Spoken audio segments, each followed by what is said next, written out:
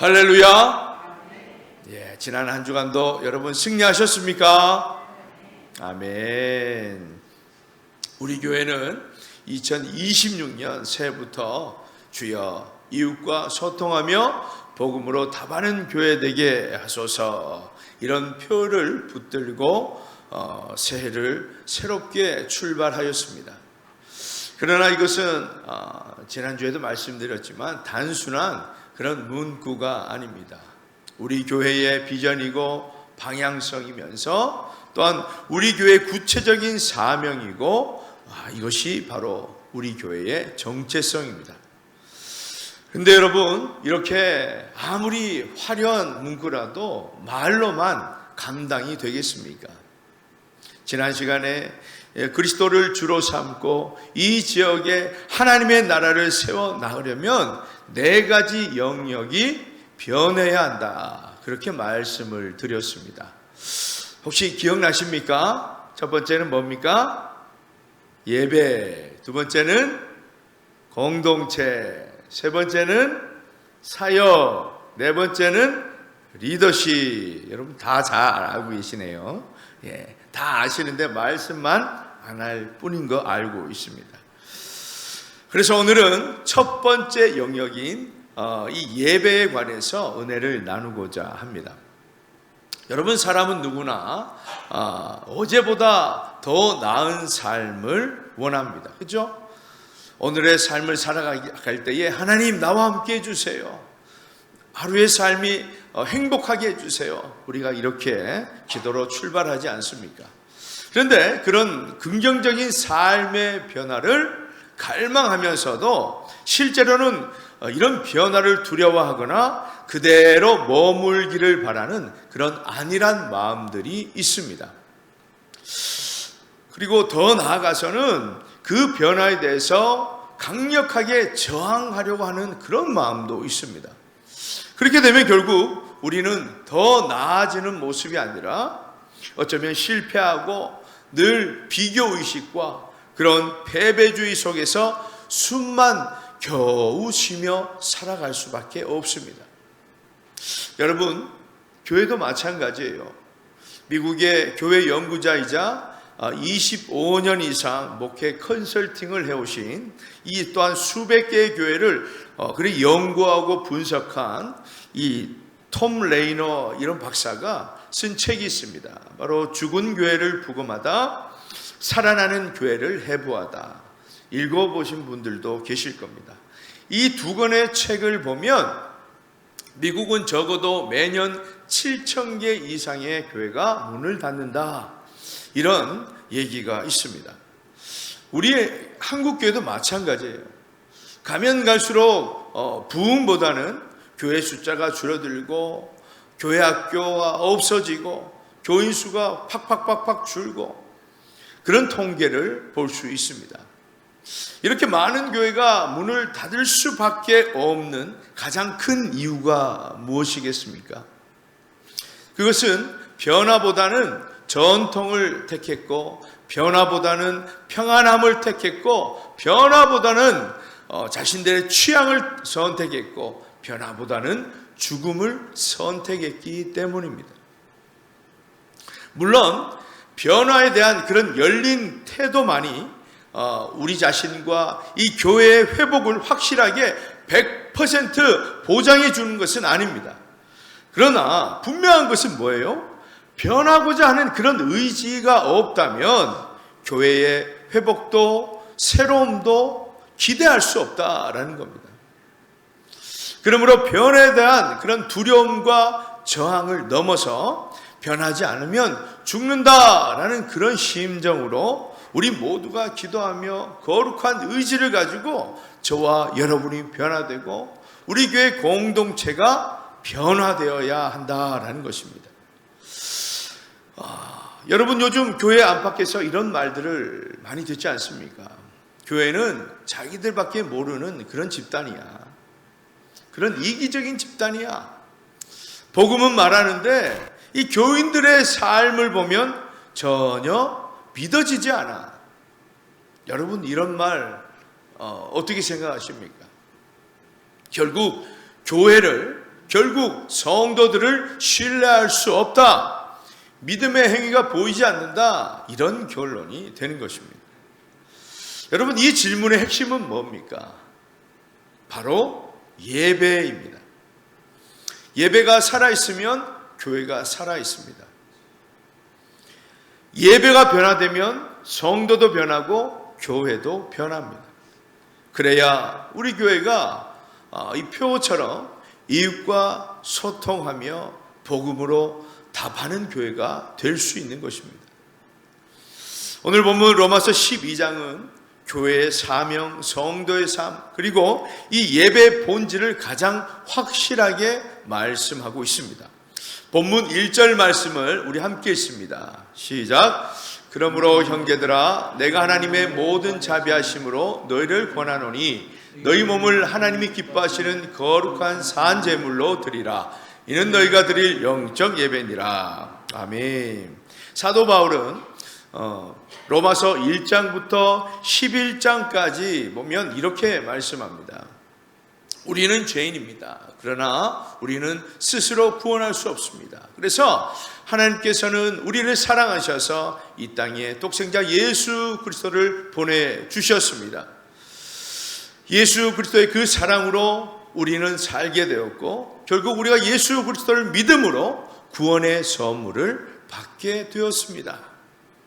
그리고 나서 12장에서 이렇게 시작하는 것이죠. 그러므로, 그리고 우리에게 뭘 하라 하십니까? 예배하라, 그렇게 말씀합니다. 이게 핵심이죠. 그러니까 예배는 하나님의 사랑과 그 은혜에 대한 반응입니다. 예배는 의미보다 마음이 담긴 감사예요. 예배는 형식보다는 진실한 구원의 삶을 말하고 있습니다. 그래서 사도 바울이 말하는 예배의 본질이라는 것은 이 시간 드리는 주일 예배 1시간을 말하는 것이 아닙니다. 1절에 보면 너희 몸을 하나님이 기뻐하시는 거룩한 산 제물로 드리라. 여기에 보면 몸이라는 단어가 있습니다. 몸이라는 단어가 헬라어로 소마라고 하는데, 그것은 우리 몸, 육신을 얘기하는 것이 아니라 삶 전체를 얘기하는 것이에요. 그래서 이 시간 예배 드린 후에 가정과 직장과 인간관계, 어떤 선택과 말과 행동, 여러분 이 모든 것이 전부 뭐라고요? 예배의 영역이다라는 겁니다. 오늘 마치고 하는 이 공동회도 어떻습니까? 바로 예배다라는 거예요. 식당 봉사도 예배고, 밥 먹는 모든 모습도 다 예배다라는 겁니다. 여러분, 구약시대의 예배는 죽은 제물을 드리는 겁니다. 그런데 신약시대의 예배는 살아있는 제물을 하나님께서 받으십니다. 여러분, 살아있다는 말이 뭐예요? 예배는 한 번 드리고 끝나는 것이 아니다라는 겁니다. 매일매일 믿음과 이 순종의 삶으로 드리는 것이 무엇이다? 예배다라는 겁니다. 우리는 종종 이렇게 말합니다. 찬양이 좋으면 예배가 참 은혜스럽다. 말씀이 은혜가 되면 참 오늘 예배가 참 좋았다. 교회 분위기가 참 좋으면은 야, 예배 드릴 맛이 난다. 이런 말들을 하죠. 물론 이런 것들도 중요합니다. 그런데 바울은 말합니다. 이것이 너희가 드릴 영적 예배니라.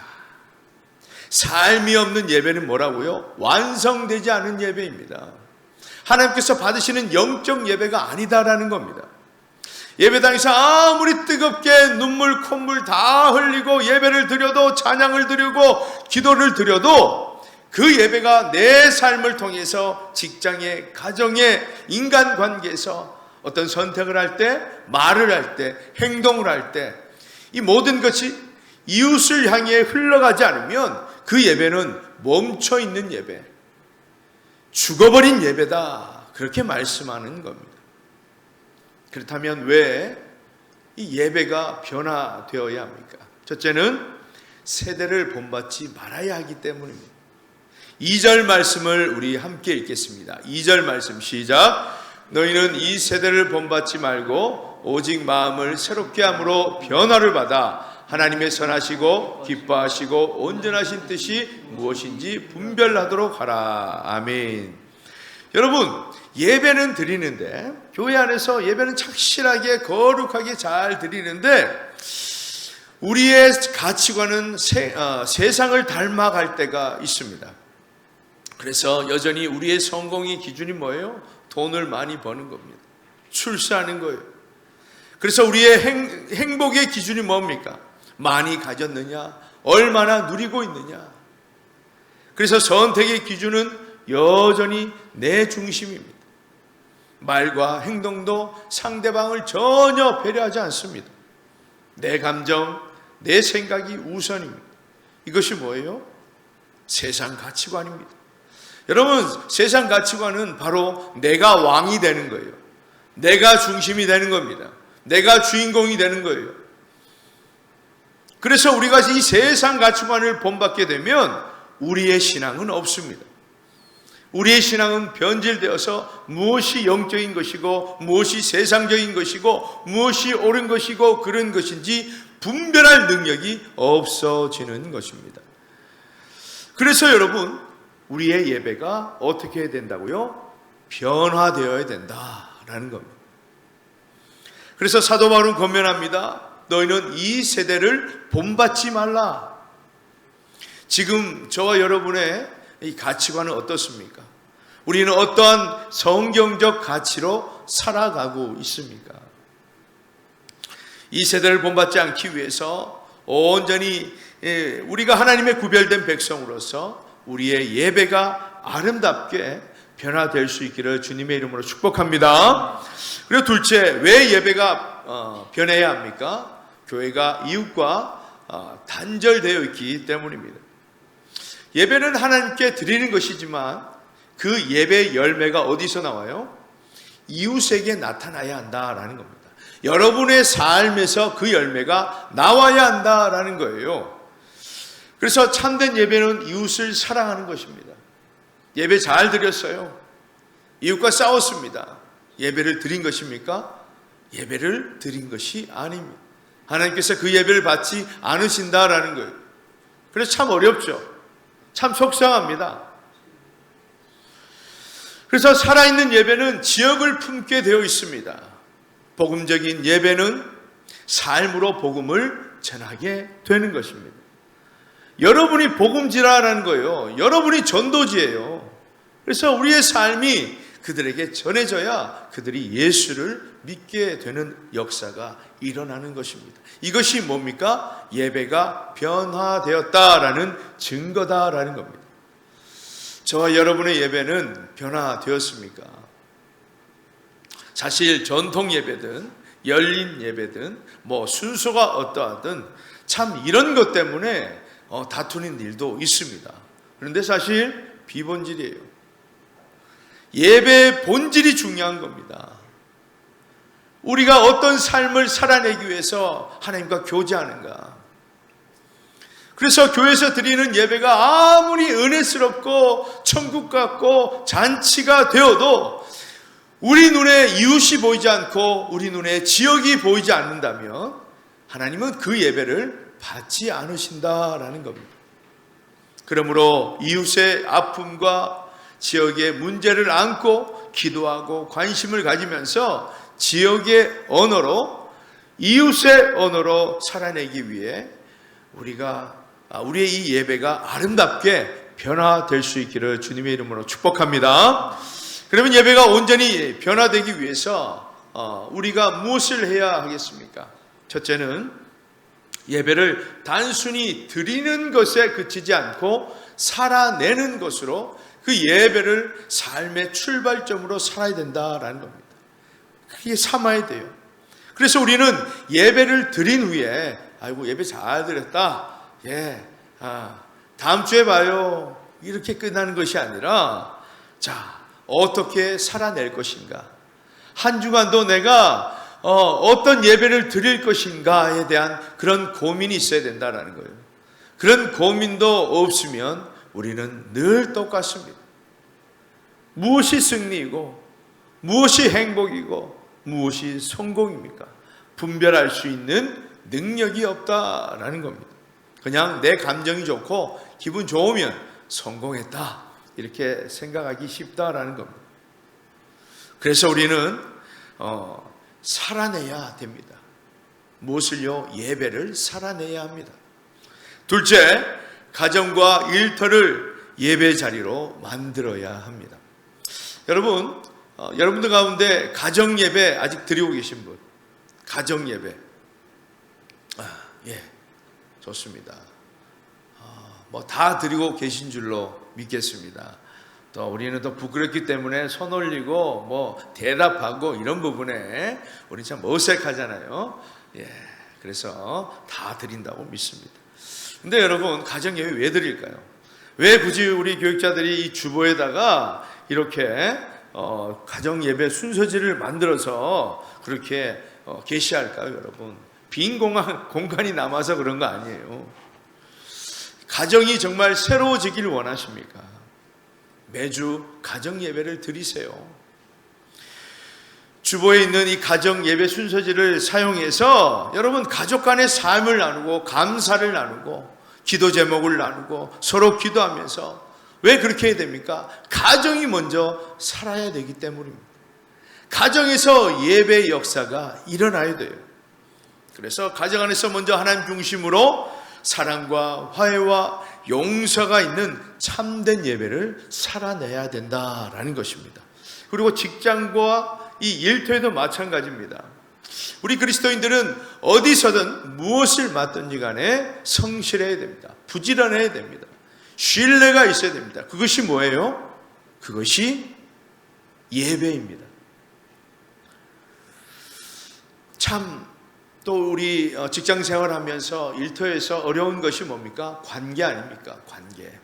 정말 우리는 오해와 오해 속에서 갈등하고 충돌하고 상처받고 많은 스트레스를 받습니다.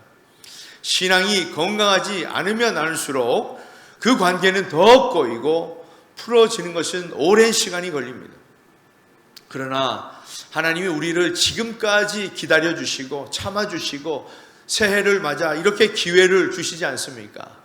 그 하나님의 은혜에 감사해서 우리 또한 그 상대방을 참아주고 인내하고 먼저 품어주고 용서해 주어야 합니다. 이것이 바로 무엇입니까? 우리가 하나님께 속했다는 증거이고 이것이 바로 참된 예배의 증거가 되는 것입니다. 그리고 셋째, 지역과 이웃을 향한 예배 자리로 만들어야 합니다. 도움이 필요한 이웃들을 우리가 볼 수 있어야 됩니다. 지역의 문제를 관심을 가지고 함께 할 줄 알아야 됩니다. 어쩌면 우리 지역에 사는 분들이 어릴 적부터 함께 자랐기 때문에 또 그들의 어려움들을 방관하는 그런 자세도 참 많습니다. 무관심할 때가 너무 많아요. 저 사람 도와줄 필요 없어. 저 사람 늘 저렇게 살았어. 그렇게 생각할 때가 많더라라는 겁니다. 그런데 우리가 참된 예배자라면 그들을 바라보는 시선이 내 감정, 내 선입견이 아닙니다. 하나님의 마음으로, 하나님의 사랑으로 그들을 바라볼 수 있어야 한다라는 겁니다. 여러분이 그분들을 잘 아시는데 왜 지금껏 전도하지 않았습니까? 왜 지금껏 교회로 데리고 오지 않았어요? 그것은 여러분이 사랑이 없어서 그런 거예요. 우리가 복음의 삶을 살아내지 못해서 그런 거예요. 우리의 예배가 변화되지 않아서 그런 겁니다. 그래서 여러분, 우리 교회도 마찬가지예요. 이 지역의 문제가 무엇인지에 대해서 함께 관심을 가지고 정말 최대한 도움을 줄 수 있어야 됩니다. 며칠 전 하청중학교 졸업식장에 갔습니다. 예, 장학금 수여를 해달라고 그래서 처음으로 한번 가봤어요.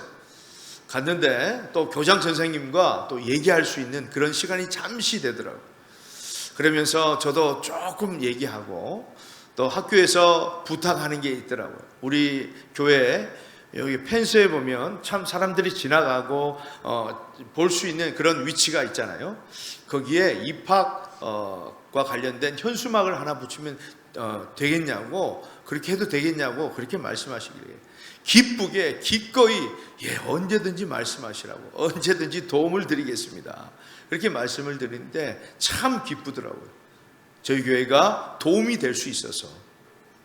그래서 여러분, 우리 하천교회가 우리 지역에 있어서 참 좋다, 이런 말을 듣는 것이 바로 참된 예배입니다. 저는 우리 교회 부임하고 이 마을 목회에 대해서 고민이 참 많아졌습니다. 왜냐하면 저는 도시에서 사역을 하고 지금껏 살아왔기 때문에 사실 우리 하천교회에 와서 이 지역을 살펴보고 돌아보는데 정말 적용하기가, 지금껏 제가 배우고 경험해온 그 사역들을 적용하기가 쉽지 않았습니다. 너무나 다른 환경이었기 때문에. 그런데 작년에 장로회 신학대학교 교수님들이 이 거제도에 마을 목회 세미나를 연다라는 소식을 들었습니다. 너무 기뻤어요. 그래서 아내와 함께 신청을 제일 먼저 했습니다. 그리고 근데 문제는 세미나를 들었는데 참 좋은 세미나였습니다. 좋은 내용이었어요. 그런데 여러분, 아무리 유익한 세미나라 할지라도 그냥 듣고 마쳐버리면 여러분 사실 오래가지 않습니다. 점점점 잊혀지죠. 그래서 참 고민이었는데 하나님의 은혜로 연령대도 비슷하고 또 이 지역에 부임하신 지도 비슷한 목사님, 사모님이 계시더라고요. 그래서 한 8분이 되는데 그분들이 마음을 모아서 우리 마을 목회에 대해서 한번 연구해 봅시다, 이렇게 서로 얘기가 된 거예요. 그래서 정기적으로 한 달에 한 번 모여서 우리가 두꺼운 책이 있습니다. 마을 목회, 또 이 마을 목회에 성공한 교회 사례들, 그리고 신학적인 관점에 관한 책이 있어요. 그것을 우리가 읽고 서로 연구하고 서로 토론하는 그런 시간을 가졌습니다.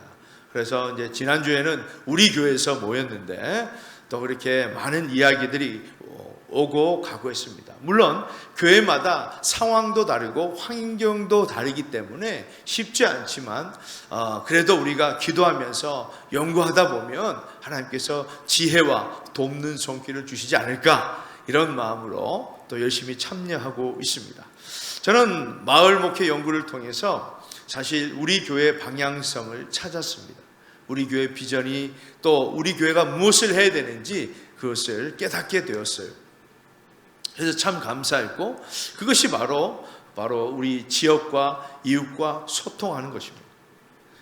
그래서 이번 새해에 적용하기로 한 것이 있습니다.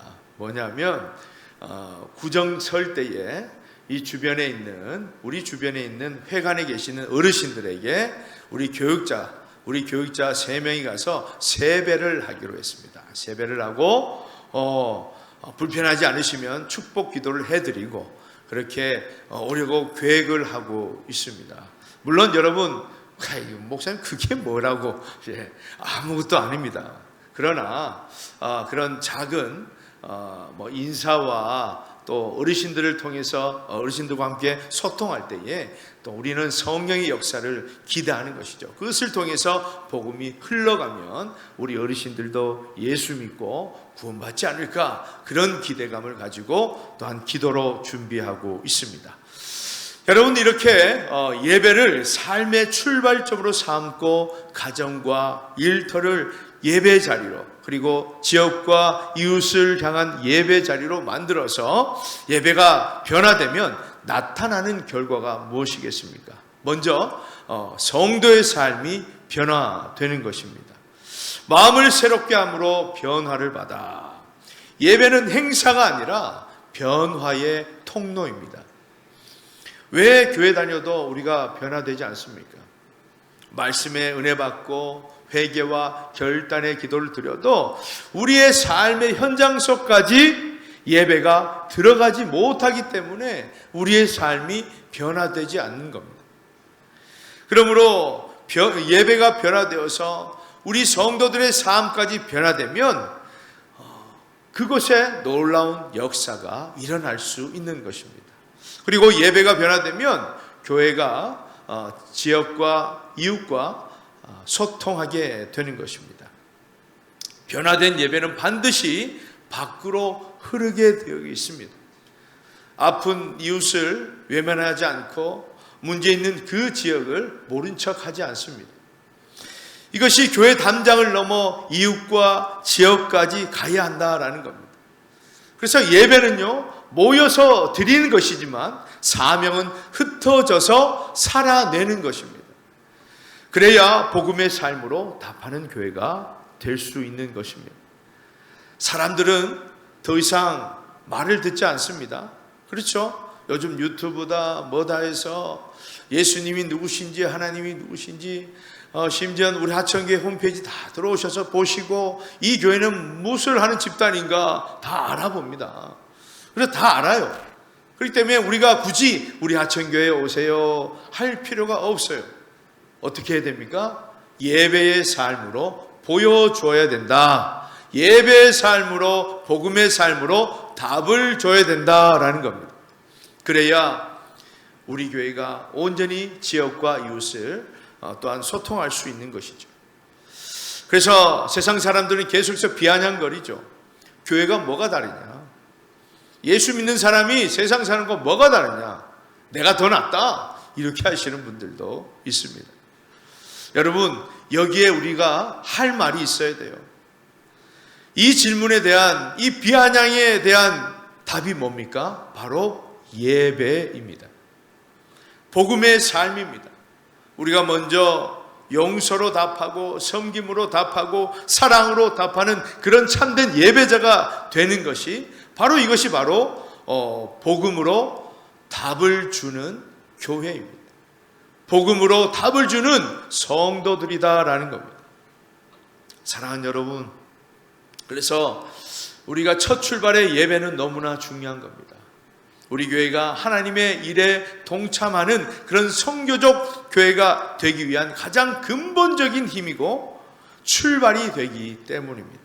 그러므로 사랑하는 여러분, 교회의 본질인 예배가 온전히 변화될 수 있기를 바랍니다. 그래서 새해는 우리 하천교회가 이웃과 소통하며 복음으로 답하는 교회, 진정 하나님의 기쁨이 되는 우리 하천교회가 될 수 있기를 주님의 이름으로 간절히 축원합니다.